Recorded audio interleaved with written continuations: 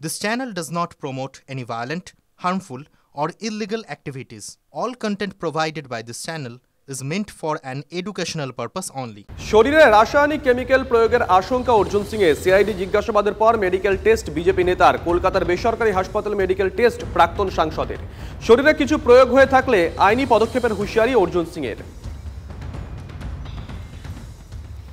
বর্ষন্দায় কসবায় নিশানায় councillor দুষ্কৃতীদের একজনকে ধরে ফেলেন স্থানীয়রা। সুপারি দেওয়া হয়েছিল দাবি ধৃতের। পিছনে কি বড় কোনো হাত? নেপথ্যে গোষ্ঠীদ্বন্দ্বের সম্ভাবনাও উড়িয়ে দিচ্ছে না পুলিশ। সুশান্ত ঘোষের ওপর হামলা নিয়ে বিস্ফোরক ফিরহাদ হাকিম। বাংলায় ইউপির কালচার চালাতে দেব না, পুলিশের ভূমিকা ক্ষোভ মেয়রের। মুখ্যমন্ত্রীর কথা মেনে কাজ করতে হবে পুলিশকে, বেআইনি অস্ত্র বাজেয়াপ্ত করতে হবে, কড়া প্রতিক্রিয়া ফিরহাদ হাকিমের।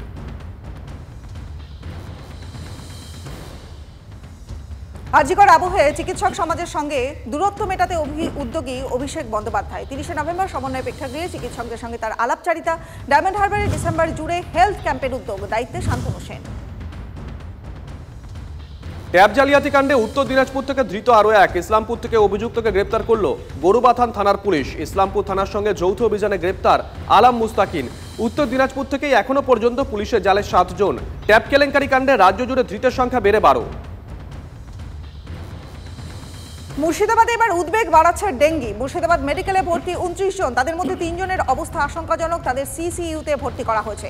দুদিন আগেই 2 ডেঙ্গি আক্রান্তের মৃত্যু হয়, মারা যান এক ম্যালেরিয়ায় আক্রান্ত। স্বাভাবিকভাবেই জ্বর নিয়ে উদ্বেগ বাড়ছে মুর্শিদাবাদে।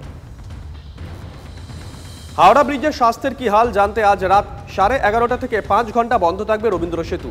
রবিবার ভোর 4:30 পর্যন্ত হাওড়া ব্রিজে যান চলাচল সম্পূর্ণ বন্ধ। হাওড়া থেকে কলকাতার সমস্ত গাড়ি ফসল রোড হয়ে বিদ্যাপতি সেতু পেরোবে।